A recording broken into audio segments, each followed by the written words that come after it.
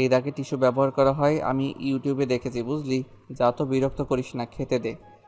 আচ্ছা ঠিক আছে, আমি তোমার জন্য কালকে স্কুল থেকে আসার সময় ফেস মাস্ক নিয়ে আসবো। আচ্ছা ঠিক আছে। আয়েশা চলে গেলে রাফি গালে হাত দিয়ে বলল, কি বিপদ? দেখতে দেখতে রাত হয়ে এসেছে। মিলি ফোনটা হাতে নিয়ে সিয়ামকে কল করতে কলটা ধরে সিয়াম বলল, আরে আমি এক্ষুনি তোমাকে ফোন করতে যাচ্ছিলাম। তাই এখন কি মনটা ভালো হয়েছে? হুম, তোকে থ্যাঙ্কস বলতেই ফোন করতে চেয়েছিলাম। আচ্ছা, এখন আবার থ্যাঙ্কস বলবি? আর আমাকে যেভাবে সামলালি তুই, আসলে তুই আমাকে খুব ভালো বুঝিস রে। আমার সব বিপদে তুই সবসময় আমার পাশে থাকিস। আমি তো চাই সারা জীবন তোর পাশে থাকতে। সিয়াম অবাক হয়ে বলল। কি বললি? মিলি কথা ঘুরিয়ে বলল, বন্ধু হয়ে পাশে থাকবো আর কি। ও আচ্ছা। মিলি মনে মনে বলল, গাধা, কবে বুঝবে আমাকে? একদম বোঝে না আমার মনের কথা। সিয়াম বলল, কি রে, কি হলো? কিছু না, কাল কলেজে দেখা হবে। ওকে, কাল আমি ট্রিট দেব। ঠিক আছে। পরের দিন সকালে রাফি একটা ব্যাগ গুছিয়ে নিয়েছে। মরিয়ম বেগম ছেলেকে বলল, সাবধানে যাস কেমন? চিন্তা করো না, আমি পৌঁছে ফোন করব। আয়েশা এসে বলল, ভাইয়া আমার জন্য মেকআপ নিয়ে আসবি, না হলে খবর আছে। আচ্ছা ঠিক আছে। আম্মু আব্বু কোথায়? এই ওখানে গিয়ে কিন্তু কল করবি, গাদা মতো থাকিস না আবার। আব্বু, আমি কি এখনো ছোট আছি? হ্যাঁ, গায়ে গতরে বড় হয়েছিস, ওই মাথাটা তো ফাঁকা। আব্বু তুমিও না? আচ্ছা যা, লেট হয়ে যাবে তো। আসি। গাড়ি নিয়ে রাফি সোজা জিনিয়ার বাসায় চলে এসেছে। কলিং বেল দিতেই রেহান দরজা খুলে দিল। রাফিকে দেখে বলল, স্যার এত সকালে যে? আরে রেহান, এত সকালে রান্নায় লেগে গেছো? হ্যাঁ, এইবারই সবার রান্নার দায়িত্ব যে আমার। ভালো ভালো। তা তোমাদের ম্যাডাম কি উঠেছে? না মনে হয়। দাঁড়ান, আমি জাহানারাকে বলছি দেখতে। এই জাহানারা, কই গেলি? জাহানারা ঘর মোছার লাঠি হাতে এসে বলল, কি হয়েছে? এই ম্যাডামকে ডেকে দে তো, স্যার এসেছে। হুম, খেয়ে তো কাম নেই, জেনে শুনে সাপের কামড় খাবে কে? ম্যাডামকে আজ পর্যন্ত কে ডাকার সাহস পেয়েছে? আমি পারবো না, আমি গেলাম। রেহান বলল, স্যার আপনাকেই যেতে হবে, আমি গেলাম। রাফি দাঁড়িয়ে বলল, কি বিপদ? দিন শুরু না হতেই বিপদ আমাকে বাঁশ হাতে নিয়ে ডাকছে, বলছে আসো আসো, কাছে আসো। কি আর করার, জীবনটাই বাঁশময় হয়ে গেছে। আর কোনো পথ না পেয়ে রাফি নিজেই জিনিয়ার রুমের সামনে এসে দাঁড়িয়ে দরজায় নক করতে লাগলো। জিনিয়া এদিকে ঘুমে বিভোর। বারবার নক করেও জিনিয়াকে জাগাতে না পেরে রাফি বলল, কানে তুলো নিয়ে ঘুমাচ্ছে নাকি? কি করি এখন? ওদিকে ফ্লাইট একবার মিস হলে তো এই পেতনিটা আমাকেই মিসিং করে ফেলবে। রাফি এবার সাহস করে নক করার সাথে সাথে জোরে ডেকে উঠল। 2-3 বার ডাকার পর জিনিয়া বিরক্ত হয়ে উঠে বসে পড়ল। চুলগুলো এলোমেলো হয়ে মুখের সামনে ঝুলছে। ঘুমের ঘরে ঢুলতে ঢুলতে জিনিয়া বলল, এত সকালে কে? জিনিয়ার কণ্ঠ শুনে রাফি খুশি হয়ে গেল। যাক, উঠেছে তাহলে। রাফি বলে উঠল, ম্যাম আমি আজকে আপনার ফ্লাইট আছে সিঙ্গাপুরের, জলদি উঠুন। এই কথা শুনে জিনিয়া হাত দিয়ে চোখ ডলতে ডলতে উঠে বলল, ও তাই তো, একদম ভুলে গেছি। রাফি সাহেব আপনি ওয়েট করুন, আমি রেডি হয়ে আসছি। আর আমার নাস্তা রেডি করতে বলুন। রাফি সিঁড়ি দিয়ে নামতে নামতে বলল, আমি কি ওনার পিয়ে নাকি চাকর? আমাকে দিয়ে তো অফিস সহ বাসার কাজ করিয়ে চলেছে। কি আর করার, কিছু বলতেও তো পারবো না। রাফি নিচে এসে রোহানকে ডেকে বলল, রেহান ম্যামের জন্যে খাবার রেডি করো, ম্যাম নাস্তার জন্য আসছে। খাবার হাতে রোহান এসে বলল, জানতাম জানতাম, আমি আপনাকে দেখেই বুঝে গিয়েছি ম্যাম এখনই নাস্তার জন্য বলবে। এই যে নাস্তা রেডি। বাহ রেহান, তুমি তো দেখছি বলার আগেই বুঝে যাও। হ্যাঁ হ্যাঁ, এ বাসায় কাজ করতে করতে হয়ে গেছে, ওই সব কিছু বুঝে নিতে হয়। স্যার আপনার জন্য কিছু আনবো? না না, আমি নাস্তা করে এসেছি। আচ্ছা ঠিক আছে। রাফি সোফায় বসে ফাইলগুলো আবারও দেখতে লাগলো।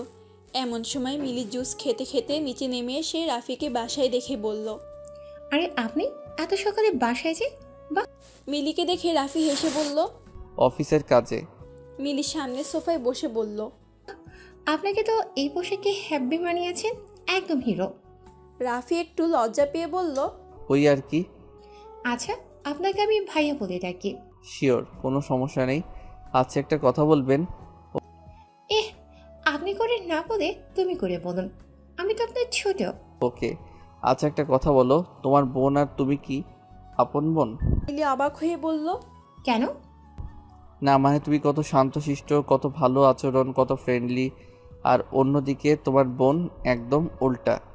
মিলি হেসে বলল, ভাইয়া, আপু বাইরে থেকে একটু শক্ত হলেও ভেতর থেকে কিন্তু একদম নরম। আসলে আপু ছোট থেকে একটু জেদি টাইপের। আমার আব্বু আপুকে নিজের মতো করে মানুষ করেছে, মানে বাইরের দুনিয়ার সাথে কিভাবে চলতে হবে না হবে সব শিখিয়েছে। রাফি মুখে হাত দিয়ে বলল, তাই বলি। আপনি সব বুঝে যাবেন আপুর সাথে থাকতে থাকতে। রাফি হেসে বলল, তোমার আপুর সাথে থাকলে আমি কোন দিন নাই হয়ে যাব নিজেও জানি না। কেন? বাদ দাও।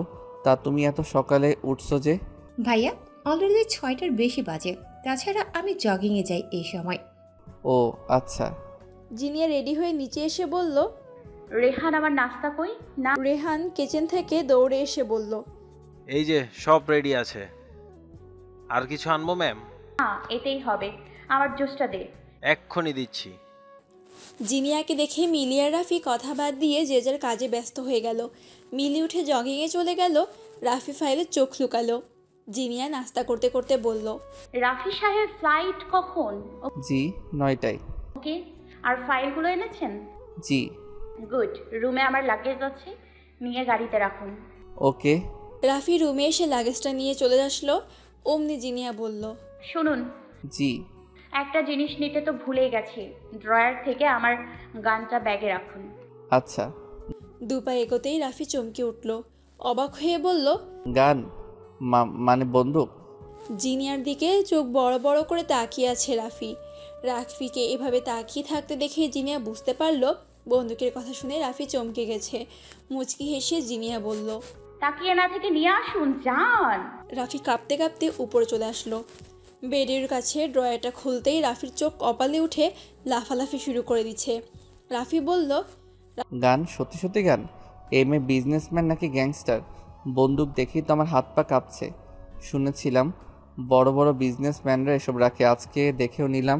রাফি পকেট থেকে রুমালটা বের করে কাঁপা কাঁপা হাতে বন্দুকটা উঠিয়ে বলল, কি ভারী এটা। ম্যামের থেকে এবার আরও সাবধানে থাকতে হবে। একবার রেগে এই যন্ত্রটা আমার উপর চালিয়ে দিলে আমি সোজা উপরে। এখনও বিয়ে করিনি আমি, বউয়ের মুখটা মনে হয় আর দেখা হবে না। রাফি নিচে এসে বলল, ম্যাম এই যে। আমাকে দেখছেন কেন? আমাকে দেখাচ্ছেন কেন? লাগেজে রাখুন। রাখছি। জিনিয়া মিটিমিটি হাসছে। বেচারা রাফির হাত কাঁপছে সেটা জিনিয়া বুঝতে পেরে মনে মনে বলল, গাধা একটা। পুরুষ মানুষ হয়ে সামান্য বন্দুক দেখে এমন ইঁদুরের মতো কাঁপছে। ভেবেছিলাম একে আমার পিয়ে বানিয়ে একটু টাইট দিব, এ তো টাইট দেওয়ার আগেই টাইট হয়ে বসে আছে। ভিতুর ডিম একটা। জিনিয়ার ফোনটা বেজে উঠলে জিনিয়া ফোনটা ধরতেই রাহুল বলল, ম্যাডাম, আপনার সিকিউরিটির জন্য আমি সব ব্যবস্থা করে দিচ্ছি। গুড। আর নোভা কোম্পানির ব্যাপারে কিছু আপডেট আছে? রাহুল, আমি এসব নিয়ে সিঙ্গাপুর থেকে এসে আলোচনা করব। ওকে। আর একটা কথা, বলো। আমাদের 2জন ছেলেকে মন্ত্রীর লোকেরা গুলি করেছে। একজনের পায়ে লেগেছে, আরেকজনের শেপ আছে। মন্ত্রী নাক না গলাতে বলেছিলাম। কুকুরকে বলে লাভ নেই, ওর লেজ কখনো সোজা হয় না। আমার লোককে গুলি করছে। আপনি বললে মেরে দেই? না থাক, ওকে তো আমি দেখে নিব। একটা কাজ করো, ওর 5-6 জন লোককে মেরে দাও, একটু ভয়ে থাক। বাকিটা আমি দেশে ফিরে দেখছি। Okay ma'am. ফোনটা রেখে জিনিয়া বলল, মন্ত্রী খুব তাড়াতাড়ি রাখা হবে, বি রেডি। খাবার শেষ করে জিনিয়া মাকে ডাকলো। জাহানারা এসে শাহনাজ বেগমকে ডেকে বলল, ম্যাডাম, বড় আপা ডাকে আপনারে। কেন? জানি না। আচ্ছা চল। এত সকালে তো কখনো ওঠে না জিনিয়া, আজকে আবার কি হলো? শাহনাজ বেগম নিচে এসে বলল, কিরে তুই এত সকালে উঠেছিস যে? আর এমন রেডি হয়ে কই যাচ্ছিস? মা, আমি সিঙ্গাপুর যাচ্ছি। সিঙ্গাপুরে? কই আমাকে আগে বললি না তো? আমার একদম মনে ছিল না আম্মু। আব্বু ডেকে পাঠিয়েছে, 1 সপ্তাহের ভেতর চলে আসবে। আমাকে কখনো কিছু জানাস না তুই। নাস্তা করেছিস? এই রেহান, নাস্তা দে। আম্মু আম্মু, আমি নাস্তা করেছি, মাত্র করেছি। আমার লেট হয়ে যাচ্ছে, আমি আসি এখন। পৌঁছে ফোন করিস। ওকে। আর তাড়াতাড়ি আসবি কিন্তু, সামনে তোর মামাতো বোনের বিয়ে, মনে থাকে যেন। ওকে, থাকবে, আসি, টাটা। জিনিয়া আব্বুকে টেক্সট করে জানিয়ে দিল রাফি থেকে গাড়িতে বসে আছে। জিনিয়া এসে বলল, গাড়ির দরজা কি আমি খুলবো? রাফি এক লাফে নেমে এসে দরজা খুলে বলল, আমি আছি তো, উঠুন ম্যাম। চলুন। হুম। এইদিকে মিলি জগিংয়ে বের হলে কিছু লোক মিলিকে ফলো করতে শুরু করেছে। মিলি অবশ্য নোটিস করেছে বিষয়টা, মনে মনে ঘাবড়ে গেছে মিলি লোকগুলোকে দেখে একটু জোরেই দৌড় দিল। আশেপাশে তেমন লোক নেই, এত সকালে দু একজন আছে, তাও বৃদ্ধ লোক। মিলি কী করবে বুঝতে পারছে না। হঠাৎ মিলি থমকে দাঁড়িয়ে গেল। সামনে থেকেও কিছু লোক পথ আটকিয়ে দাঁড়ালো। মিলি বলল, কে আপনারা? এভাবে আমার পথ আটকিয়েছেন কেন? সরুন বলছি। একজন বলে উঠল, পিছমের দেমাগ কত! এই চুপ চুপ, আমাদের সাথে গাড়িতে উঠ, না হলে এক্ষুনি খতম করে দেব। লোকগুলোর হাতে ছুরি দেখে মিলি রীতিমতো ঘাবড়ে গেছে। অবস্থা খারাপ দেখে মিলি কি করবে বুঝতে পারলো না। হঠাৎ বেশ কিছু লোক এসে বলল, এত বড় সাহস তোদের, প্রাণের ভয় নেই নাকি? লোকগুলো আশেপাশে তাকিয়ে দেখলো ওদের থেকেও দ্বিগুণ লোক ঘিরে ধরেছে ওদের। মিলি বুঝতে পারছে না কি হচ্ছে, কারা এরা। মিলির চোখ একজন লোকের উপর পড়তেই মনে মনে বলল, আরে একে তো মনে হয় কোথায় দেখেছি। হ্যাঁ, কয়েকবার আপুর সাথে কথা বলতে দেখেছি। মিলিকে ভয় পেতে দেখে জিনিয়ার লোক বলল, ম্যাম রিল্যাক্স, এদের আমি দেখে নিচ্ছি, আপনি যান। মিলি ভয়ে ভয়ে লোকটার কাছে এসে বলল, আপনাকে আমি আপুর সাথে কথা বলতে দেখেছি। আপনি কে? ম্যাম সরি, আমি কিছু বলতে পারবো না, আপনি যান। মিলি আর কিছু না বলে সোজা বাসার দিকে চলে গেল। লোকটা কয়েকজনকে মিলির সুরক্ষার জন্য পাঠিয়ে দিল। এদিকে সকালে আকরাম সাহেব বাইরে বসে কফি খেতে খেতে ছেলেকে বলল, মাহির, কি হলো তোমার? কিছুই তো জানালে না। ড্যাড, এসব কি এত জলদি হয় নাকি? এসব বিজনেস না, একটু সময় লাগবে। সময় লাগলে নাও, তবে কাজ হওয়া চাই, সব হবে। Relax dad. জিনিয়া আজ সিঙ্গাপুর যাচ্ছে, ফিরলে আমি আমার চাল শুরু করে দেব ড্যাড। সব কিছু গুছিয়ে নিতে হবে, যেমনটা মনে করো। আচ্ছা, তুমি আমার বিজনেসে একটু মন দিলেও তো পারো। আমার এত কিছু সব তো তোমার। এবার একটু সিরিয়াস হও। জিনিয়া কিন্তু টপ লেভেলের খেলোয়াড়, একাই ওর বাবার বিজনেস সামলাচ্ছে, আর তুমি কোনো খেয়ালই নেই। আমার তো ভয় হয় মাঝে মাঝে তুমি পারবে কি না। রিল্যাক্স ড্যাড, কত মেয়েকে এই মাহির পিছনে ঘুরিয়েছে, এবারও ঘোরাবে। মাহির, আস্তাবলের ঘোড়াকে কাবু করা যত সহজ, জঙ্গলি ঘোড়াকে কাবু করা ততই কঠিন, মনে রেখো। তখনই একজন দৌড়ে এসে বলল, বস, একটা খবর আছে। কি খবর? আপনি যাদেরকে মেয়েটিকে আনতে বলেছেন তারা মারা গেছে। আকরাম সাহেব কথাটা শুনে দাঁড়িয়ে গেলেন, অবাক হয়ে বলল, কিভাবে সম্ভব? কি করে হলো এইসব? বস, আমার মনে হয় কেউ সাফির চৌধুরী ফ্যামিলিকে পিছন থেকে সাপোর্ট করছে। আকরাম সাহেব একটু ভয় পেয়ে গেলেন, ধপ করে বসে পড়লেন। মাহির বলল, ড্যাড, কি হলো? Are you okay? ঠিক আছি, আমি ঠিক আছি, কিন্তু জনি এসব জানলো কি করে? জানি কে? মাথার ঘাম মুছে আকরাম সাহেব মাহিরকে বলল, মাহির, আমাদের চোখের আড়ালে আরেকটা দুনিয়া আছে, যেটাকে বলে আন্ডারওয়ার্ল্ড। জনি সেখানকার একজন ম্যান করা মাফিয়া। কি বলছো ড্যাড? মাহির, বিজনেস করতে গেলে এইসবের মাঝে নিজেকে সেফ রাখাটাও টাফ। তোমাকে এখনও অনেক কিছু জানতে হবে, অনেক কিছু শিখতে হবে। আর একটা কথা, জিনিয়ার ব্যাপারে খুব সাবধান, না জানি কারা ওদের সাপোর্ট করছে। আমাকে খোঁজ নিতে হবে। এই, কে আছিস? গাড়ি থেকে বের কর। আকরাম চৌধুরী চলে গেল। এদিকে রাফি আর জিনিয়া প্লেনে বসে আছে। প্রথমবার প্লেনে চড়ে রাফি ভয়ে শেষ, কিন্তু মুখে কিছুই বলল না। দুজনের সিট পাশাপাশি। জিনিয়া খুব রেগে আছে, রাফি বেচারা ভয়ে শেষ। জিনিয়া নিজের হাতের দিকে তাকিয়ে রেগে রাফিকে বলল, ইচ্ছে করছে আপনাকে প্লেন থেকে নিচে ফেলে দেই। আমার হাতের 12টা বাজিয়ে দিয়েছেন, এভাবে কেউ ধরে? গাধা একটা। রাফি ভয়ে ভয়ে বলল, সরি ম্যাম, আসলে প্রথমবার তো, আর আমার প্লেনে ভয় করে, আমি খেয়াল করিনি এটা আপনার হাত ছিল। এত বড় হয়েছে, এত বড় হয়েছেন এখনো ভয় করে? আপনি ছেলে মানুষ, আমার তো সন্দেহ হয়। না না, আমি ছেলে মানুষ। আসলে প্লেনে আমার ভয় করে আর কি। আপনার হাতে জোরে লেগেছে? জিনিয়ার রাগে লাল হয়ে আছে। জিনিয়ার ফর্সা হাতটা লাল হয়ে গেছে। রাফির এ বলদের মতো মুখটা দেখে জিনিয়া কি করবে বুঝতে পারছে না। রাগে ফসফস করে বিড়বিড় করে বলতে লাগলো, আস্ত একটা বিপদ। ভেবেছিলাম আমি একে প্যারা দিব, এখন দেখছি গাধাটা আমাকে প্যারা দিচ্ছে। উফ, আমার হাতটার 14টা বাজিয়ে দিছে। জিনিয়া রাগি চোখে রাফির দিকে তাকাতেই রাফি অন্যদিকে মুখ ঘুরিয়ে নিল। কিছুক্ষণ পর রাফি খেয়াল করলো জিনিয়া কি বই নিয়ে হাতে পড়ছে। জিনিয়ার হাতের দিকে নজর পড়তেই রাফি দেখলো হাতটা লাল হয়ে আছে। মনে মনে বলল, আমাকে কি করবে প্লেন থেকে নেমে কে জানে। আমি তো মনে করেছিলাম সিট ধরে আছি আমি। আমারও বোঝা উচিত ছিল সিট কি এত নরম হয় নাকি। ম্যামের হাতটা কি নরম, একদম তুলোর মতো, ধরতেই যেন মিলিয়ে যায়। কি ভাবছি আমি। জিনিয়া খেয়াল করলো রাফি ওর হাতের দিকে তাকিয়ে আছে। জিনিয়া হাতটা রাফির মুখের সামনে এগিয়ে দিয়ে বলল, দেখুন। রাফি চমকে উঠে বলল, সরি। এই নিয়ে 100 বার সরি বলেছেন। মুখটা বন্ধ রাখলে খুশি হব, না হলে লাগেজ থেকে গানটা বের করে আপনার ফুলিতে গুজে দিব। ওকে চুপ, আমি চুপ। জিনিয়া হাতটা সরিয়ে বইয়ে ধ্যান দিল। 2 ঘন্টা পর অবশেষে প্লেন পৌঁছে গেল। নেমে আসতেই 3টা কালো গাড়ি এসে হাজির। জিনিয়াদের লাগেজগুলো গাড়িতে উঠিয়ে জিনিয়াদের নিয়ে চলে গেল গাড়ি। গাড়ির ভেতরে জিনিয়া রাফিকে বলল, রাফি সাহেব, জি। এদিকে তাকান তো। জি। হাস। রাফি গালে হাত দিয়ে ভাবলো, প্লেনের শোটটা এখন নিল। এতবার সরি বললাম, মনে করেছিলাম কিছু বলবে না, কিন্তু লাস্টে কষেই দিল। জিনিয়া বলল, কেন দিয়েছি জানেন? জি। কেন বলুন তো? না, প্লেনে আপনার হাতে। তার জন্য না। তাহলে? জিনিয়া রেগে বলল, আমি গাড়িতে ওঠার পর আপনি অন্য গাড়িতে কেন যাচ্ছিলেন? ও আমি মনে করলাম অন্য গাড়িতে যাই, আপনার পাশে বসার সাহস কি করে হয় তাই মনে করলাম। থাপ্পড় আরেকটা খাবেন? আপনি আমার পিয়ে, আপনি আমার পাশে না বসে কি কুকুর বেড়াল বসবে? জিনিয়ার রাগ দেখে রাফি অন্ধগালে হাত দিয়ে বসলো।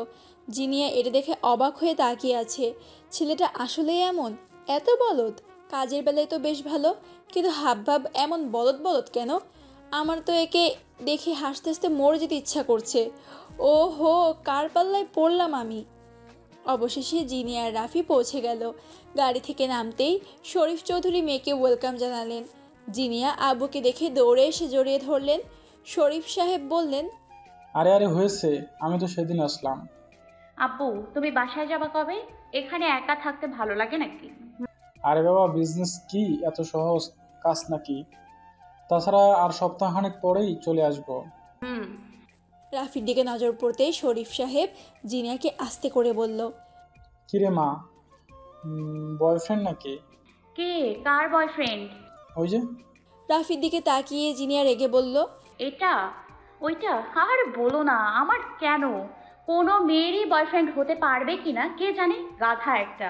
ও আমার পিয়ে, ওর নাম রাফি। পিয়ে? এত হ্যান্ডসাম পিয়ে কই পেলি? আব্বু, তুমিও না, চলো তো ভেতরে। হ্যাঁ আয় আয়। রাফির লাগেজগুলো নিয়ে ভেতরে চলে আসলো। একটা লোক রাফিকে নিয়ে একটা রুমে চলে গেল। বলল, sir, it's your room. If you need anything please call me. Okay. Sharif Sahib জিনিয়াকে বলল, যা ফ্রেশ হয়ে নে, তারপর কথা হবে। আচ্ছা ঠিক আছে। জিনিয়া রুমে এসে ফোনটা বিছানায় ছুঁড়ে ফেললো। লাগেজ থেকে জামা নিতে যাবে অমনি জিনিয়া দেখলো লাগেজ নাই। লাগেজ খুঁজে না পেয়ে জিনিয়া বলল, কোথায় রাখলো লাগেজটা? একটা কাজ ঠিক করে করতে পারে না। কাকে যে রেখেছি আমার পিয়ে বানিয়ে। আমার তো মাঝে মাঝে মনে হয় আমি ওর পিয়ে। দাঁড়া, দেখাচ্ছি মজা। এদিকে রাফি রুমটা দেখে বেশ অবাক। কি আলিশান রুম, খাটের ওপর বসতে যেন 2 হাত দেবে গেছে। কি নরম বিছানা। এই বিছানায় ঘুমালে তো 3-4 দিনের আগে ঘুম ভাঙবে না। যাই ফ্রেশ হয়ে একটা ঘুম দেই। রাফি একটানে জামাটা খুলে ফেললো। পাশের লাগেজ থেকে নিজের জামা বের করে খাটের ওপর রাখতেই চোখ পড়ল পাশের লাগেজে। মনে মনে বলল, এই রে, এটা তো ম্যামের রুমে দেওয়ার কথা মনে নেই। আমি নিয়ে চলে এসেছি। জলদি নিয়ে আসতে হবে, না হলে কি করবে কে জানে। এমনিতেই থাপ্পড়ের চোটে আমার গাল দুটো আহত। রাফি উঠে দাঁড়াতেই রুমে জিনিয়া ঢুকে পড়ল। রাফিকে রেগে বলল, রাফি সাহেব, আমার লাগেজ কই? রাফি লাফিয়ে উঠে সামনে তাকাতে দেখলো পেতনি হাজির। মনে মনে বলল, নাম না নিতে নিতে এসে হাজির। আর এর রাগ কি সবসময় মাথায় উঠেই থাকে নাকি? মাঝে মাঝে মনে হয় ধরে নিয়ে ফ্রিজে ঢুকিয়ে রাখি। জিনিয়া রাফির দিকে তাকিয়ে যেন সব ভুলে গেছে, অবাক হয়ে তাকিয়ে আছে। জিনিয়া মনে মনে বলল, wow, what a body! Gym করে নাকি? জিনিয়া অনুভব করলো আবারও কালকের মতো ফিল হচ্ছে, আবারও মনের ভেতর এলোমেলো হচ্ছে। নিজের চোখ সরিয়ে জিনিয়া বলল। রাফি খেয়াল করলো জিনিয়া ম্যামের মুখটা কেমন লাল হয়ে গেছে। জিনিয়া মুখটা অন্যদিকে সরিয়ে নিল, বলল, কি কি কি হচ্ছে এসব? রাফি বুঝতে না পেরে বলল, কোন সব ম্যাম? জিনিয়া মনে মনে বলল, গাধা একটা, আমার সামনে খালি গায়ে আছে তারপরেও বুঝতে পারছে না। এদিকে আমার মনের ভিতর এমন করছে কেন? এমন তো কখনো হয় না আমার। জিনিয়া নার্ভাস হয়ে বলল, এভাবে খালি গায়ে কি করছেন? জামা কাপড় আনেননি নাকি? হ্যাঁ। রাফি নিজেকে খেয়াল করে লজ্জায় দু হাতে নিজেকে ঢাকার ব্যর্থ চেষ্টা করতে চলেছে। জিনিয়া নিজের লাগেজটা নিয়ে রুম থেকে জলদি বের হয়ে গেল। রাফি যেন হাঁপ ছেড়ে বাঁচল। মনে মনে বলল, এমন সময় ম্যাম আসবে আমি কি জানতাম নাকি? আর আমিও না ম্যামের লাগেজটা আগে থেকে দিয়ে আসলেই ভালো হতো, একদম মনে ছিল না আমার। জিনিয়া নিজের রুমে এসে বিছানায় বসে হাত দিয়ে নিজের মুখ ধরে বলল। মুখটা কেমন গরম গরম লাগছে। জিনিয়া আয়নার সামনে এসে দেখলো ফর্সা মুখটা একদম টমেটোর মতো লাল হয়ে গেছে। জিনিয়া চমকে গেল। এমন চেহারা দেখে জিনিয়া একটু ঘাবড়ে গেল। মুখে আবার কোনো সমস্যা হলো না তো? এমনভাবে তো কখনো লাল হয় না মুখ। কি যে হচ্ছে আমার সাথে! সব সব দোষই গাধাটার। এদিকে মিলি বাসায় এসে ওর আম্মুকে সব কিছু বলল।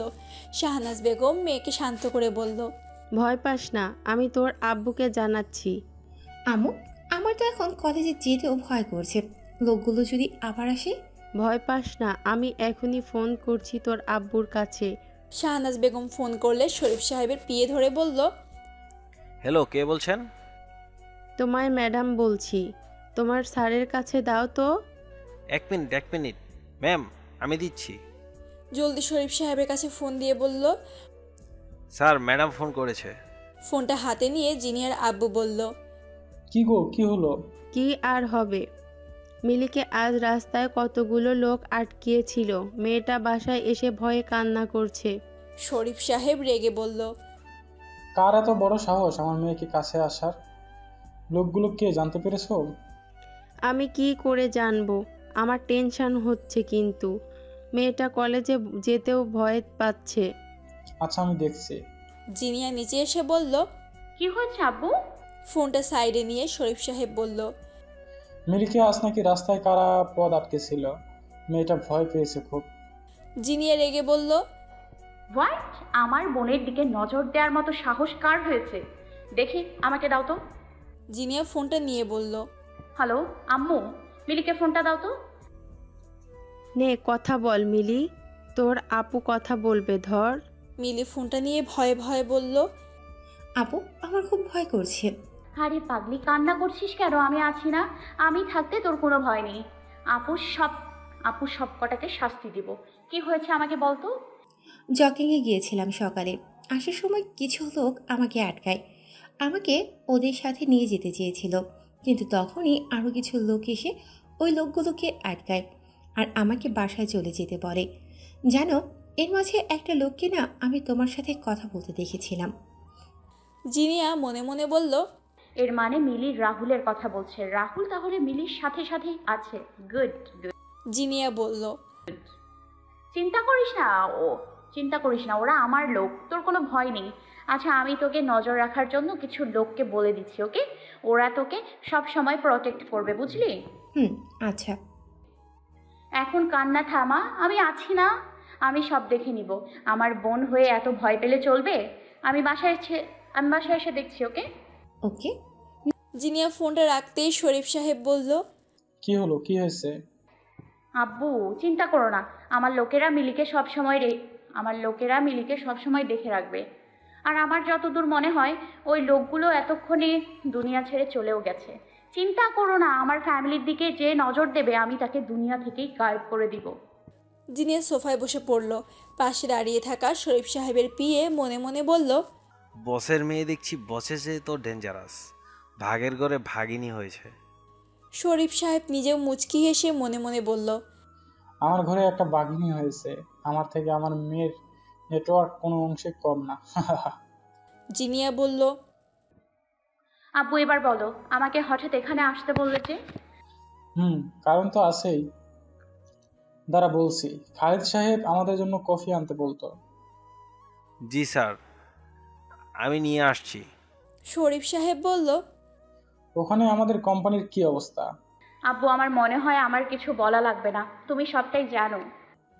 তারপরেও তোর মুখ থেকে শুনলে ভালো লাগবে, বুঝতে পারবো ভালো করে।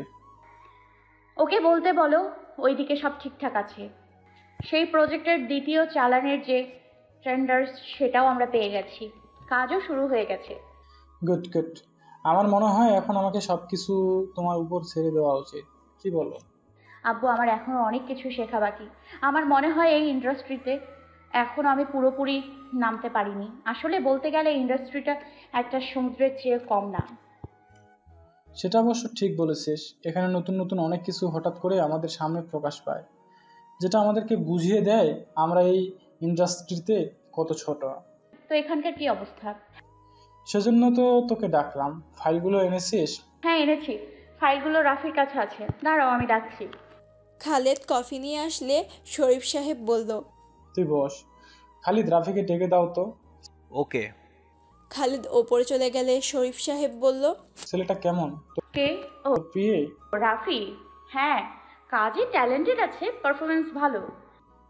শোন, মাত্র একটা কথা বলি। আমাদের এই বিজনেসের ক্ষেত্রে আমরা কিন্তু সবার উপর বিশ্বাস করে চলতে পারি না। কারণ আমাদের কখন কে ধোঁকা দিয়ে দেয় সেটা বোঝা অনেক মুশকিল। কিন্তু এমন একজনকে আমাদের নির্বাচন করতে হয় যার উপর আমরা বিশ্বাস করতে পারি। বুঝতে পারছো তো আমি কি বলতে চাচ্ছি? হ্যাঁ বুঝতে পারছি। আমার মনে হয় এমন একজনকে তোমার খোঁজা উচিত। আচ্ছা আমি দেখে নিব। গুড। রাফি খালেদ সাহেবের সাথে নিচে আসতেই শরীফ সাহেবকে সালাম দিল। শরীফ সাহেব বলল, এসো এসো, ফাইলগুলো দেখি। রাফি ফাইলগুলো ওনাকে দিয়ে জিনিয়ার পেছনে দাঁড়িয়ে গেল। শরীফ সাহেব ফাইলগুলো দেখে বলল, সবকিছু ঠিকঠাকই আছে। এগুলো দিয়ে কি করবে আব্বু? আচ্ছা শোনো, আমাদের কোম্পানি এখানে সিঙ্গাপুরে বর্তমানে একটা বড় কোম্পানি হয়ে বেরিয়ে এসেছে, যার কারণে এখনকার সরকার আমাদেরকে আলাদা একটা প্রজেক্ট ওনাদের কোম্পানির সাথে আমাদেরকে শেয়ারে নিতে চায়। এ তো অনেক ভালো কথা। আমরা এত অল্প সময়ে কোটি টাকা কামিয়ে নিতে পারবো। দেখেছিস তুই কেমন না বলতেই বুঝে গেছিস। আরও একটা কথা আছে। কি? আমরা সহজেই আমাদের কোম্পানিকে এখান থেকে অন্য দেশের সাথেও লিঙ্ক আপ করতে পারবো। এতে আমরা শুধু ইনপুট দেওয়ার কাজ করব। কি বলছো আব্বু? তাহলে তো আমাদের দেশের মেইন বিজনেসের থেকে এখানে 10 গুণ বেশি লাভ হবে। কি? সে তো হবেই। এখন এর জন্য কিছু কাজ করা লাগবে। কাজ? আমি ভাবছি তুমি এখানে চলে আসো, আমি দেশে গিয়ে ওদিকটা দেখে নিব। কি বলছো? এখানে এত বড় দায়িত্ব আমি কি করে একা নিব? একটু আগে কি বলেছিলাম মনে আছে? এমন একজনকে খুঁজো। বুঝতে পেরেছি। সমস্যা নাই, এটা কমপ্লিট হতে 2 মাস লেগে যাবে। আমরা বাসায় গিয়ে বসে আলোচনা করব, কেমন? আমি অফিসে যাচ্ছি। আমার কিছু লোককে নিয়ে তুমি বরং ঘুরে আসো, ভালো লাগবে তোমার। ওকে। শরীফ সাহেব চলে গেল। জিনিয়া মনে মনে বলল, তাহলে তো আমাদের কোম্পানি এক লাফে টপে চলে আসবে, এতে চাপটাও বেড়ে যাবে। রাফি বলে উঠল। জিনিয়া রাফির কথা শুনে বলল, ম্যাম এখন আপনার রেস্ট নেওয়া উচিত, কাল না হয় বের হবেন। কেন? আপনার শরীর দুর্বল হয়ে পড়বে, জার্নি করে এসেছেন, এখনই বের হওয়া ঠিক হবে না। তাছাড়া মন ফ্রেশ না থাকলে প্রকৃতির আনন্দ উপভোগ করা যায় না। জিনিয়া রাফির দিকে তাকিয়ে কি যেন একটা ভেবে বলল, রাফি সাহেব? জি। না কিছু না, আমার ফোনটা রাখুন, আমি এখন ঘুমাবো। কোনো কল আসলে আপনি হ্যান্ডেল করে নিন। আমি কি করে? হ্যাঁ, আপনি আমাকে ডিস্টার্ব করবেন না। আমার মনে হয় আপনি এতটাও বোকা না যতটা আপনাকে দেখে মনে হয়। সো এবার থেকে নিজেকে অন্যভাবে তৈরি করা শুরু করুন। আপনাকে দিয়ে অনেক কিছু করানোর আছে। Be ready mister Rafi. Zinia উঠে চলে গেল। রাফি দৌড়িয়ে ফোনটার দিকে তাকিয়ে ভাবছে, এটা কি হলো? আমি একজন পিএ, আমি কি করে এসব ম্যানেজ করব? আজব কথাবার্তা বলে গেল ম্যাম। বিকেলে মিলিসহ সবাই রেস্টুরেন্টে বসে খাবার খাচ্ছে। স্যুপ খেতে খেতে সিয়াম বলল, তাহলে লোকগুলো কিছু করেনি তোমাকে? না, আপুর লোক চলে এসেছিল। আমার তো এসব শুনেই গাছে কাটা দিয়ে উঠেছে। যাই বলিস না কেন, জিনিয়া আপুকে আমার দেখলেই কেমন যেন রহস্যময় লাগে। মনে হয় মুভির মতো অচেনা এক রহস্য আছে আপুর মাঝে, যা আমরাও জানি না। কি বলতে চাইছিস? না মানে তেমন কিছু না। একবার ভাব, এতগুলো লোক আপুর কথাই উঠে আর বসে, আর আমার তো মনে হয় আরও অনেক লোক আছে আমরা যা জানিও না। যাই হোক, ওসব ভেবে আমাদের লাভ নেই। একটা কথা যে আপু থাকতে মিলির কোনো ক্ষতি কেউ করতে পারবে না। এর মাঝে শিখা বলল, এই তোরা একটা জিনিস দেখেছিস? কি? বাইরে কালো গাড়িটা দেখ। আমরা যেখানে যাচ্ছি গাড়িটাও সেখানে যাচ্ছে। আমরা যখন গাড়ি করে রেস্টুরেন্টে আসছিলাম তখন আমি খেয়াল করেছিলাম গাড়িটা আমাদের ফলো করছে। শিখার কথায় সবাই গাড়িটার দিকে তাকালো। আফরিন বলল, তাই তো, কারা হতে পারে? মিলি বলল, ভয় পাওয়ার কিছু নেই, এরা আমাদের কিছুই করবে না। তুই কি করে জানলি? এরা আমার আপুর লোক। এছাড়াও রেস্টুরেন্টে আরও কিছু লোক আছেন যারা আমাদেরকে প্রোটেক্ট করছে। আপু ফোন করে বলেছিল আমাকে প্রোটেক্ট করার জন্য কিছু লোক রেখে দেবে। আমার মনে হয় এনারা ওনারাই। এই, আমার তো মনে হচ্ছে আমরা কোনো বড় মাপের মানুষ রে। আমাদের রক্ষা করার জন্য কত মানুষ কাজ করছে। হ্যাঁ, নিজেকে কেমন সেলিব্রিটি মনে হচ্ছে। হা হা। দেখতে দেখতে রাত নেমে এসেছে। সোফায় পায়ের ওপর পা রেখে হাতে ড্রিঙ্কস নিয়ে বসে আছে আকরাম চৌধুরী। সামনেই বসে আছে জনি। আশেপাশে বন্দুক হাতে দাঁড়িয়ে আছে 50-এর উপরে লোক। গ্লাসে মদ ঢালতে ঢালতে জনি বলল, আমার 15 জন অলরেডি মারা গিয়েছে। কি বলতে চাচ্ছেন আপনি? আপনার কথা মতো কাজ করতে গিয়ে আমার কত বড় লস হয়ে গেছে বুঝতে পেরেছেন? আমি বুঝতে পারছি জনি, কিন্তু এটা বুঝতে পারছি না এইসব করলো কে হতে পারে এর পিছনে। শরীফ চৌধুরীর ফ্যামিলিকে আর কেউ পিছন থেকে সাপোর্ট করছে, আর না হলে এমন ঘটনা ঘটার কোনো আশঙ্কাই ছিল না। আমার ছেলেকে যে মেরেছে তাকে আমি একবার পেলে এই বন্দুকের সবগুলো গুলি ওর মাথায় ঢুকিয়ে দেব। আমায় যে করেই হোক ওকে চাই। জনি, এটা তো আমার থেকে তুমি ভালো জানতে পারবে। আমি তো একজন বিজনেসম্যান। হ্যাঁ, আমি আন্ডারওয়ার্ল্ডের খোঁজ খবর রাখি, কিন্তু এখানে তেমন আমার আসা যাওয়া নেই। অন্যদিকে তুমি তো আন্ডারওয়ার্ল্ডের একটা অংশ। তোমার কাছে এসব খোঁজ বের করা কোনো ব্যাপার না। আকরাম সাহেব, আমি শুনেছি ওনার আরও একটা মেয়ে আছে। হ্যাঁ, ইন্ডাস্ট্রিতে টপ লেভেলের আছে। বাবার কোম্পানিকে এই মেয়েটাই এত দূরে এনেছে। একবার তুমি ওর মেয়েকে আনতে পারলে যা চাইবে, যত টাকা চাইবে সব পেয়ে যাবে। আচ্ছা, ওনার বড় মেয়ের কোনো ছবি আছে? এবার দুটোকে একসাথে তুলে নিয়ে আসবো, তারপর আমি সব হিসাব নেব। আকরাম সাহেব মনে মনে খুশি হয়ে বলল, বাহ, জনি তো আমার কাজটাকে তাহলে আরও সহজ করে দেবে। জিনিয়া সরে গেলে আমাকে আর ঠেকাই কে। হা হা হা। ফোনটা বের করে জিনিয়ার একটা ছবি জনির কাছে দিল আকরাম সাহেব। জনি মোবাইলটা নিয়ে ছবিটা দেখতে ফোনটা হাত থেকে নিচে পড়ে গেল। জনি অবাক হয়ে তাকিয়ে আছে, যেন আনএক্সপেক্টেড কিছু দেখে ফেলেছে জনি। জনির হাত কাঁপছে। আকরাম সাহেব অবাক হয়ে বলল, জনি, জনি কি হয়েছে? জনি কাঁপতে কাঁপতে বলল, এটা ওনার মেয়ে। হ্যাঁ, কিন্তু কি হয়েছে? আকরাম সাহেব, কি বলছেন এসব? আপনি জানেন একে? শরীফ চৌধুরীর বড় মেয়ে। না না না না, আকরাম সাহেব, এ হলো কুইন। কুইন মানে? জনি কাঁপতে কাঁপতে বলল, আকরাম সাহেব, আন্ডারওয়ার্ল্ড সম্পর্কে আপনি কিছুই জানেন না। আন্ডারওয়ার্ল্ডের কুইন বলা হয় একে। আমাকে দেখেছেন? আমার এত বড়, এত পাওয়ার, এত ক্ষমতা, কিন্তু আমি এই কুইনের কাছে পিঁপড়ার মতো। যদি একবার জানতে পারে এসব আমি করেছি, আমার নামগন্ধ দুনিয়া থেকে গায়েব করে দেবে। আকরাম সাহেবের হাত থেকে গ্লাসটা পড়ে ভেঙে গেল। যেন এক আলাদা দুনিয়ার কথা শুনছে আকরাম সাহেব। মাথায় কাজ করছে না কি বলবে। আপনাকে একটা কথা বলি, চলে যান। আর হ্যাঁ, বেঁচে থাকতে চাইলে কুইন থেকে দূরে থাকবেন। যান, চলে যান। ভবিষ্যতে এই কুইনের বিষয়ে আমার কাছে আসবেন না, না হলে আমরা সবাই মারা যাব। কিন্তু কেউ তো আছে যে কুইনকে টক্কর দিতে পারবে। একজন ছিল কিন্তু কুইন তাকে মেরে ফেলেছে। তাহলে কেন? কোনো উপায়? আছে, আন্ডারওয়ার্ল্ডের কিছু গ্রুপ প্ল্যান করে কুইনকে মারার। জানি না পারবে কি না, কারণ কুইনের কাছে এক বিশাল আর্মি আছে যেটা আমাদের কল্পনার বাহিরে। আকরাম সাহেব ওখান থেকে চলে আসলেন, গাড়িতে বসে ভাবছেন। আমার ছেলেকে জলদি সাবধান করতে হবে, জেনে শুনে মৃত্যুকে ডাকতে চলেছে ও। এদিকে বেলকনিতে দাঁড়িয়ে রাফি ফোনে কথা বলছে। কি বলবে না বলবে কিছুই বুঝতে পারছে না রাফি। জিনিয়া ফোনটা ধরিয়ে দিয়ে কি এক বিপদে ফেলে গেল। ওপাশ থেকে একজন বলল, স্যার কি করব আমরা? রাফি কোনো উপায় না পেয়ে বলল, টাকাগুলো অফিসে আমার অ্যাসিস্ট্যান্টের কাছে দিয়ে দিন, আমি দেখে নেব। Okay sir. ওকে, অফিসে চলে যান, আমি বলে দিচ্ছি। ওকে। রাফি ফোন কেটে নিতুকে কল দিল। নিতু কল ধরে বলল, জি স্যার বলুন। নিতু, কোথায় আপনি? বাসায় স্যার। কয়টা বাজে এখন? 7টা। অফিসে যান এখন। কেন স্যার? অফিসে কজন লোক আসবে, ওনারা আপনার কাছে 2 কোটি টাকা দেবে, সাথে 20 কোটির একটা চেক। টাকাটা আমার কেবিনে রেখে দাও, আর কেবিনের সামনে কিছু পুলিশ হায়ার করে লাগিয়ে দাও। যতদিন না ফিরি ততদিন যেন টাকাটা সিকিওর থাকে। আমি অফিসের অ্যাকাউন্ট থেকে টাকা পাঠিয়ে দিচ্ছি।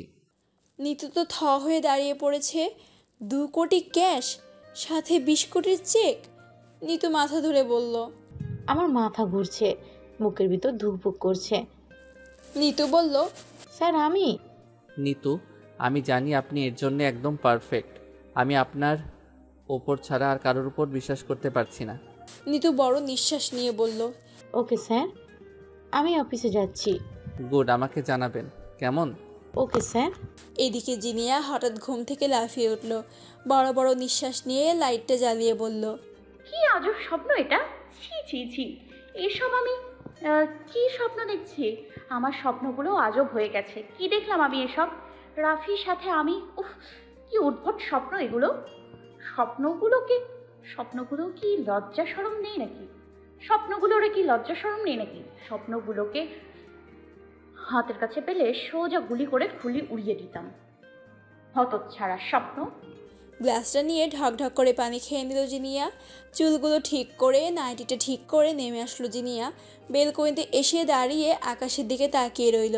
কিছুক্ষণ পর জিনিয়া দরজা খুলে বাইরে এসে একজনকে ডেকে বলল, রাফিকে রেডি হতে বলো, আমরা বের হব। Okay ma'am. জিনিয়া ওয়াশরুমে চলে গেল। রাফি দরজায় নক করার শব্দ পেয়ে দরজা খুলে দেখলো একজন লোক দাঁড়িয়ে আছে। লোকটা রাফিকে দেখে বলল, স্যার, ম্যাম আপনাকে রেডি হতে বলেছে। জিনিয়া ম্যাম। জি। রাফি মনে মনে বলল, এখন আবার রেডি হয়ে কোথায় যাবে? রাত হয়ে গেছে। তাছাড়া বলেছিলাম কাল বের হতে। ধুর, আমার কি যাই, রেডি হয়ে নেই, না হলে আবার আমাকেই কেলাবে।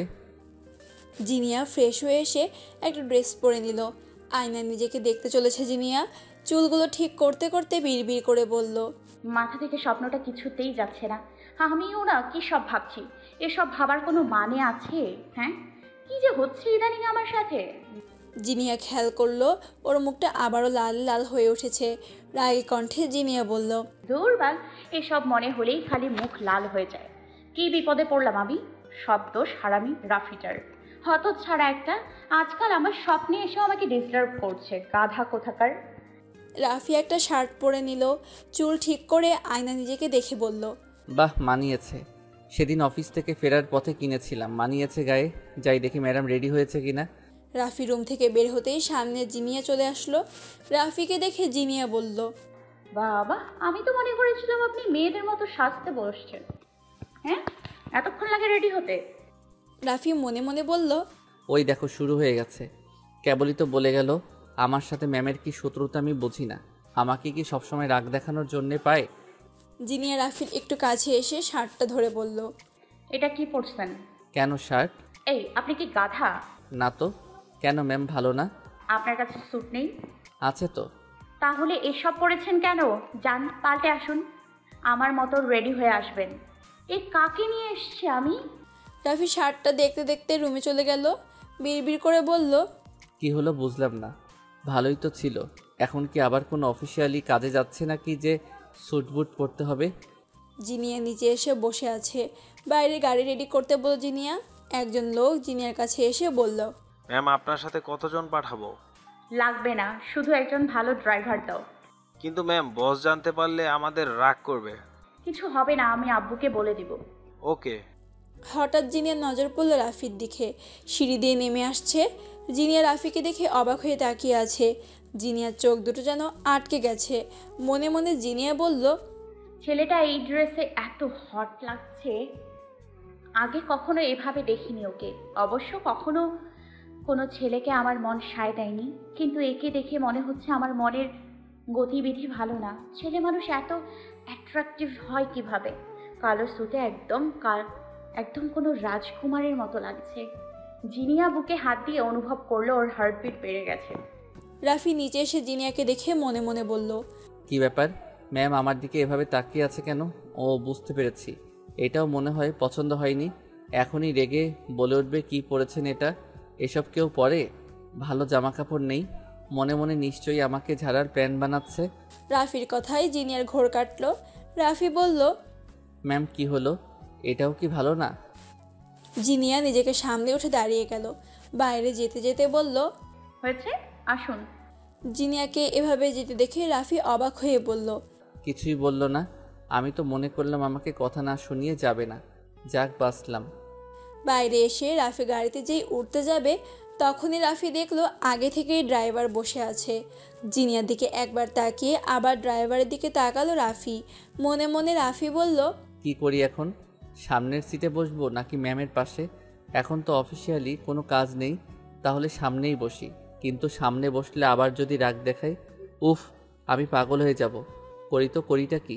রাফিকে দাঁড়িয়ে থাকতে দেখে জিনিয়া রেগে বলল, রাফি সাহেব কি হলো, গাধার মতো দাঁড়িয়ে আছেন কেন? রাফি মনে মনে বলল, ম্যাম আমি সত্যি মনে হয় গাধা হয়ে গেছি। কি হলো? না না ম্যাম, কিছু না।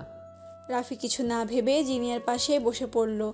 ভয়ে ভয়ে জিনিয়ার দিকে তাকিয়ে ড্রাইভারকে বলল, চলো। জিনিয়া বলল, কি হয়েছে, সবকিছু ঠিক আছে?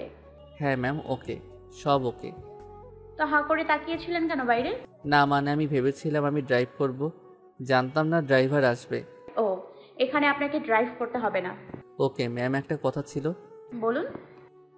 একটু আগে কল এসেছিল, একটা ডিল হয়েছিল গত মাসে, তো স্টোরি পেমেন্ট নিয়ে। আমি টাকাগুলো আমার কেবিনে রাখতে বলেছি, আপনার একবার কথা বলা উচিত। জিনিয়া সামনে তাকিয়ে বলল, দরকার নেই, আপনি সামলে নিন। কিন্তু ম্যাম এতগুলো টাকার ব্যাপার। তো আপনি আছেন কি করতে? জিনিয়া রাফির দিকে তাকিয়ে বলল, রাফি সাহেব, আমি কিন্তু কারোর উপর বিশ্বাস করি না। সেই জন্যই তো বলছি আপনি একটু অফিসে কথা বলুন। জিনিয়া আরেকটু কাছে এসে বলল, কিন্তু আপনাকে কেন জানি বিশ্বাস করতে ইচ্ছে করছে। জিনিয়া আর রাফির চোখ একে অপরের দিকে দেখে চলছে। রাফি কথাটা শুনে কি বলবে বুঝতে পারছে না। হতভম্বের মতো তাকিয়ে আছে রাফি। অবশ্য রাফি জিনিয়াকে এত কাছ থেকে কখনো দেখেনি। আজ এই অবস্থায় জিনিয়ার এই মায়া ভরা চেহারাটা রাফি চোখের সামনে বিদ্যমান। রাফি মনে মনে বলল, ম্যাম চুলে কি নিচ্ছে, এত সুন্দর ঘ্রাণ আসছে।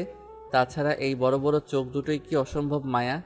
ম্যাম কথা বললে ছোট্ট একটু টিম্পল পড়ে গালে, যেটাতে ম্যামকে আরও সুন্দর লাগে। উফ, এই সৌন্দর্য বলে প্রকাশ করা অসম্ভব। হাই, আমি তো ম্যামের প্রেমে পড়ে যাব। জানি ম্যাম আমার থেকে শতগুণ উপরের মানুষ, কিন্তু আমিও একজন পুরুষ। আমার মনেও বসন্তের কোকিল বাসা বোনার স্বপ্ন দেখে।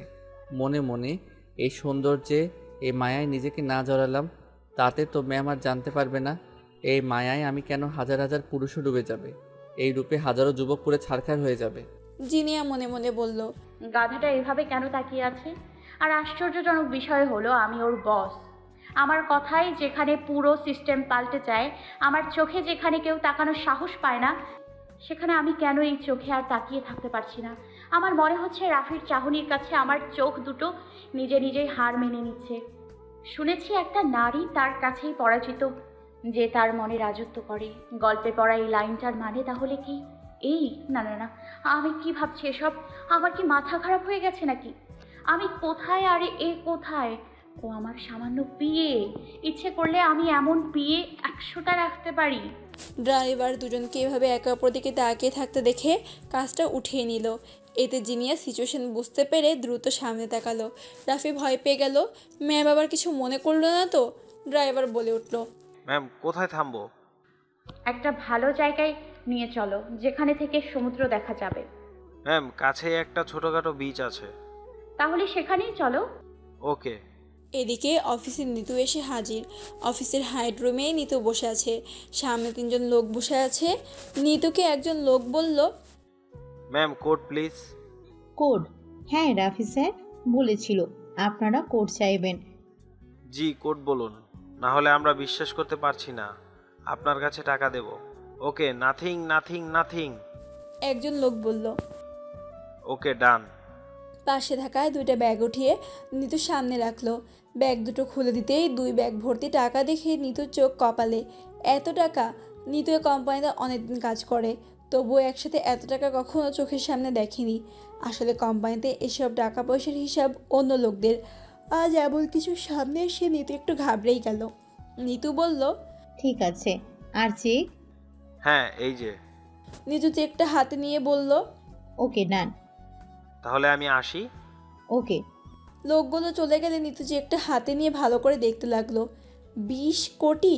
নিতুর হাত কাঁপছে। মনে মনে নিতু বলল, রাফি স্যার আমাকে এত বিশ্বাস করে, এর আগে কখনো এমনটা হয়নি। না, আমি এই বিশ্বাস কিছুতেই নষ্ট হতে দেব না। নিতুর ফোনে কল আসলো। ফোনটা উঠিয়ে বলল, অফিসার কি খবর? ম্যাম আমরা আমাদের একটা ফোর্স পাঠিয়ে দিচ্ছি, আশা করি হয়ে যাবে। গুড। টাকা পেয়েছেন? জি পেয়েছি। ওকে। কিছুক্ষণ পর পুলিশের একটা টিম অফিসে চলে আসলো। 2জন সিকিউরিটি ওনাদের ওপরে নিয়ে আসলো। নিতু বাইরে দাঁড়িয়ে ছিল। সিকিউরিটি এসে বলল, ম্যাম ওনারা চলে এসেছে। হুম। সবাইকে নিতু যার যার পজিশনে বলে দিল আর কড়াভাবে সবাইকে সাবধান করে দিল।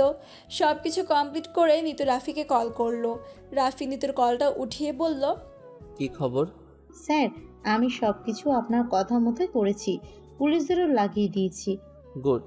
ওকে, আপনি দরকার হলে বাসায় চলে যান, আর আপনি নিজে সব কিছু দেখবেন। আমি না পর্যন্ত যেন ম্যামের কেবিনে কেউ ঢুকতে না পারে, সে যেই হোক না কেন। Okay bye. জিনিয়া বলল, বাহ, কাজ তো মন দিয়েই করছেন। কি করব ম্যাম, এটা তো আমার দায়িত্ব। আর তাছাড়া আপনি আমাকে বিশ্বাস করে দায়িত্বটা দিয়েছেন, আমি তো এটা করতে বাধ্য। গুড, এভাবেই কাজ করতে থাকুন। জি। এদিকে সিয়ামের মা কোহিনুর বেগম রাতে খাবারের টেবিলে বসে সিয়ামকে বলে উঠল, সিয়াম। জি মা। হ্যাঁ রে, তোকে একটা কথা বলবো। বলো না, জিজ্ঞেস করার কি আছে, বলো কি বলবে। না মানে তুই কি তোর বাবার কাছে যেতে চাস? সিয়াম খাবার রেখে অবাক হয়ে বলল, কি বলছো এসব? আমি জানি তুই তোর বাবার উপর রেগে আছিস। দেখ, তুই বড় হয়েছিস, আমি চাই তুই তোর মন মতো চল। যদি তুই ওখানে যেতে চাস তাহলে যেতে পারিস, আমি কিছু মনে করব না। মা, আর কখনো এসব বলবে না, আমার ভালো লাগে না। আমি সারা জীবন তোমার সাথেই থাকতে চাই, আমরা বেশ ভালো আছি। ওইসব টাকা পয়সা ব্যবসা বিজনেস আমার মন নেই। আচ্ছা এখন খা, আর কথা বলতে হবে না। আমি শুধু বললাম, আর কি যতই হোক তোর বাবা তো, তার রক্ত তোর শরীরে বইছে। আমিও কি অস্বীকার করেছি নাকি? শুধু এটুকু যে সে এখন অন্য একটা সংসার করে নিয়েছে। আমাদের কথা কি কখনো ভেবেছে? তোমার দায়িত্ব কি পালন করেছে কখনো? কিছুই করেনি। একজন পিতা হিসাবে আর একজন স্বামী হিসাবে সে সকল দায়িত্ব তার ওপর ছিল, সে কিছুই করেনি। তাই আমি কখনোই তাকে মেনে নিতে পারবো না। আমরা যেভাবে আছি অনেক ভালো আছি। আচ্ছা এখন খেয়ে নে, আর কথা বলতে হবে না। আর কালকে সকালে বাজার থেকে কিছু ডিম নিয়ে আসিস, ডিম ফুরিয়ে গেছে। আমি কাল একটু সকাল সকাল বেরিয়ে পড়বো। আচ্ছা ঠিক আছে, আমি নিয়ে আসব। কালকে এমনিতেও কলেজ নেই। এদিকে জিনিয়াদের গাড়ি এসে একটা বিচে থেমে গেল। রাফি আর জিনিয়া নেমে আসলো। রাফি আশেপাশে তাকিয়ে দেখতে থাকলো, অনেক মানুষ আছে এখানে, সবাই এনজয় করতে ব্যস্ত। বিচটা আসলেই সুন্দর। ড্রাইভার বলল, ম্যাম এখানে প্রায় সবাই ট্যুরিস্ট, সবাই এখানে ঘুরতে আসে। জিনিয়া বলল, তুমি এখানেই থাকো আমরা না আসা পর্যন্ত। Okay ma'am. জিনিয়া সামনের দিকে হাঁটতে লাগলো। রাফিও পেছন পেছন জিনিয়াকে ফলো করতে লাগলো। সামনের সমুদ্রের পানির শব্দে জিনিয়া এক পলকে তাকিয়ে আছে। রাফি পেছনে দাঁড়িয়ে ভাবছে, কি করতে আসছে কে জানে। এত সুন্দর বিচে ম্যাম আসবে কোনো বয়ফ্রেন্ডের সাথে, তা না করে আমাকে নিয়ে হাজির।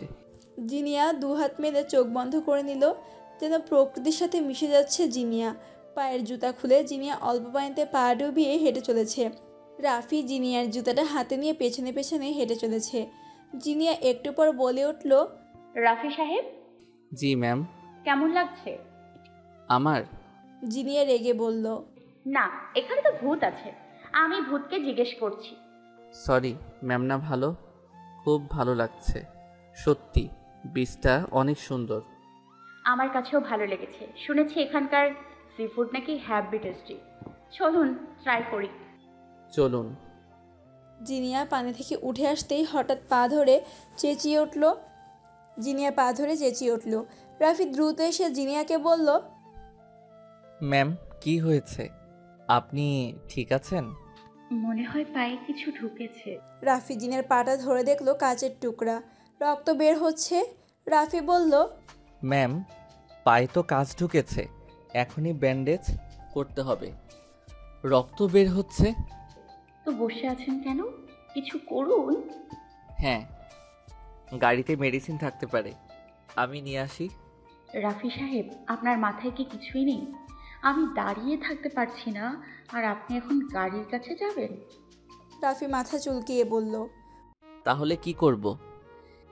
আমি কি করে জানবো? জলদি কিছু করুন, আমি আর দাঁড়িয়ে থাকতে পারছি না। রাফি বেচারা বেজায় ফেসে গেল। মনে মনে বলল, কি মুশকিল, কি করি এখন? এখানে মহারানী দাঁড়িয়ে থাকতে পারবেন না, ওদিকে আমি গাড়ির কাছে যেতে পারবো না। বলি করব তো করবোটা কি? এমন প্যারা সহ্য করা যায়? জিনিয়া রেগে বলল, কি হলো, চুপ করে বসে আছেন কেন? ভাবছি। কি ভাবছেন? না কিছু না ম্যাম, একটাই উপায় আছে। কি? কথা দিন, আগে রাগ করবেন না আর আমাকে কিছু করবেন না। ওকে ঠিক আছে, যা করার তাড়াতাড়ি করুন। সত্যি তো? বললাম তো সত্যি। তাহলে কিন্তু আমি রিস্কটা নিচ্ছি, আপনি কিন্তু পরে আমাকে কিছু বলবেন না, কথা দিয়েছেন কিন্তু। আরে বাবা, হ্যাঁ হ্যাঁ। রাফি কিছুটা ভয় পেয়ে আচমকা জিনিয়াকে কোলে তুলে নিল। জিনিয়া অবাক হয়ে তাকিয়ে আছে রাফির দিকে। মনে মনে জিনিয়া বলল, তাহলে এর জন্য আমাকে এসব কথা বলল? আমাকে একেবারে কোলে তুলে নিয়েছে। আজ পর্যন্ত আমাকে কোলে তো দূরের কথা, আমার কাছে আসার সাহস কেউ পেল না, আর আজকে আমারই বিয়ে আমাকে কোলে তুলে নিয়েছে। এমন আচমকা কাজে জিনিয়া রাগ করবে নাকি অন্য কিছু বুঝে উঠতে পারছে না। আমার কোনো দোষ নেই, আমি আগেই বলেছিলাম ম্যাম, আমি কিন্তু এসব আপনার ভালোর জন্য করতে বাধ্য হয়েছি। হারামি, হারামি, আমাকে কোলে তুলে এখন বাদরামি করা হচ্ছে। জিনিয়া রেগে বলল, তো আমাকে কোলে নিয়ে কি এখানে দাঁড়িয়ে থাকবেন? ভালো লাগছে আমাকে কোলে নিয়ে? এ মা, কি বলেন? ছি ছি, আমি এমন ছেলেই না ম্যাম। তো দাঁড়িয়ে আছেন কেন? রাফি জিনিয়াকে নিয়ে সোজা গাড়ির কাছে চলে গেল। ড্রাইভার রাফির কোলে জিনিয়াকে দেখে মনে মনে বলল, আমি যা ভাবছি তা কি সত্যি? বসকে কি বলবো? না, আরেকটু অবজার্ভ করি, তারপর বলা যাবে। জিনিয়া গাড়ির দরজা খুলে বসিয়ে দিল রাফি। মনে মনে বলল, বাবা ম্যাম কি ভারী, পুরো একটা পাহাড় নিয়ে আসলাম মনে হয়, হাত ব্যথা করছে এইটুকুতেই। রাফি ড্রাইভারকে বলল, গাড়িতে মেডিসিন আছে? ম্যামের পায়ে আঘাত লেগেছে। জি আছে, আমি আনছি। জলদি আনুন। রাফি জিনিয়ার সামনে বসে পাটা নিজের হাঁটুর উপরে নিয়ে দেখলো কাচের টুকরাটা বেশি বড় না, তবে বেশ খানিক ঢুকেছে।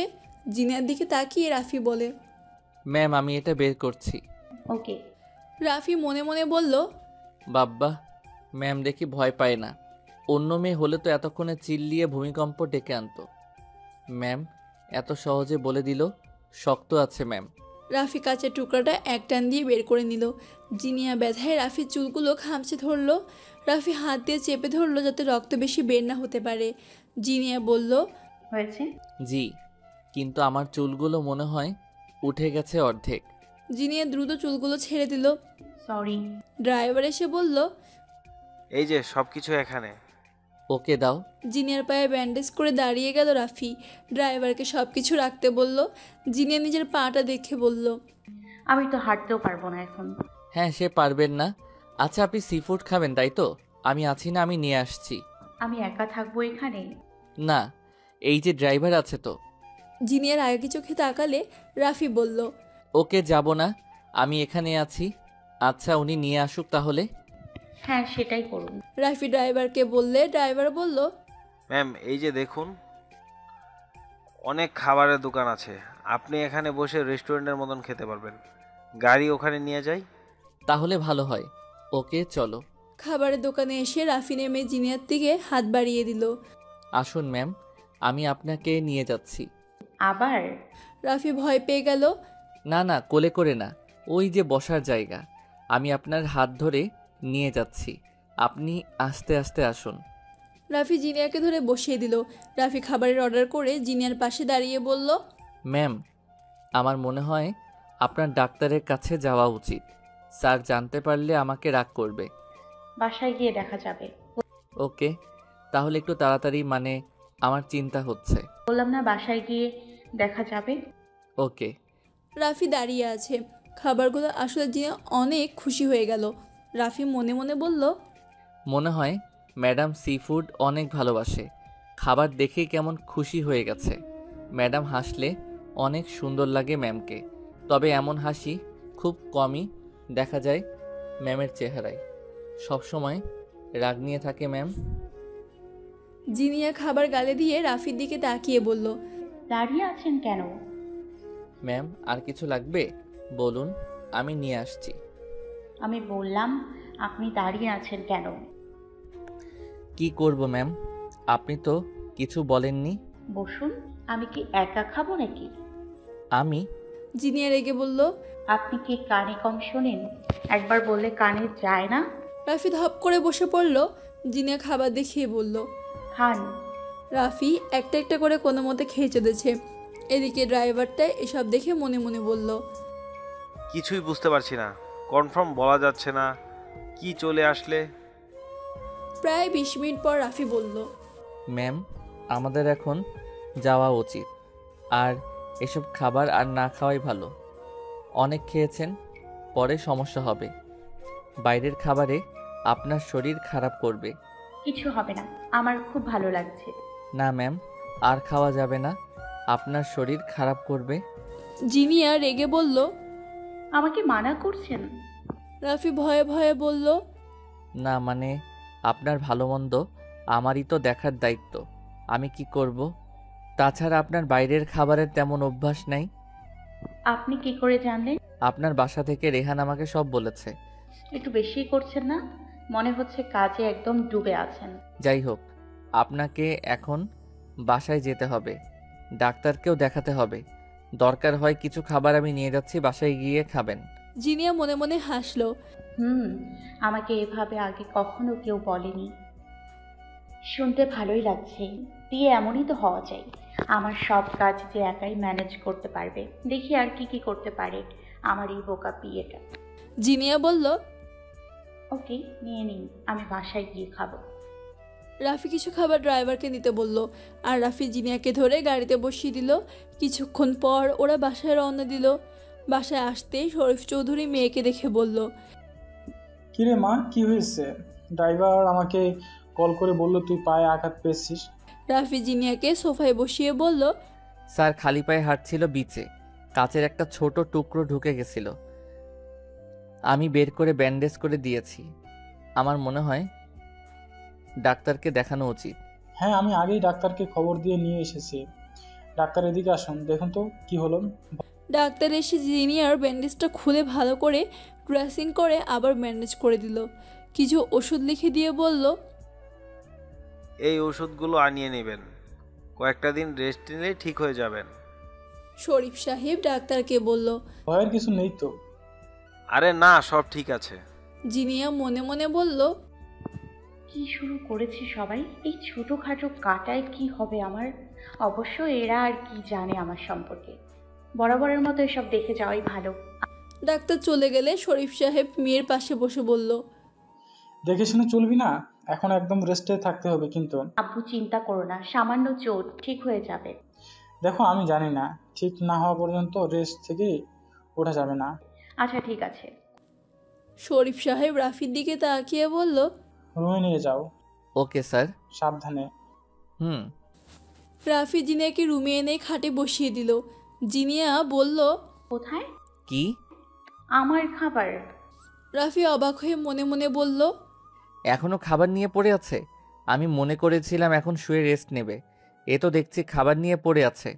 রাফি বলল,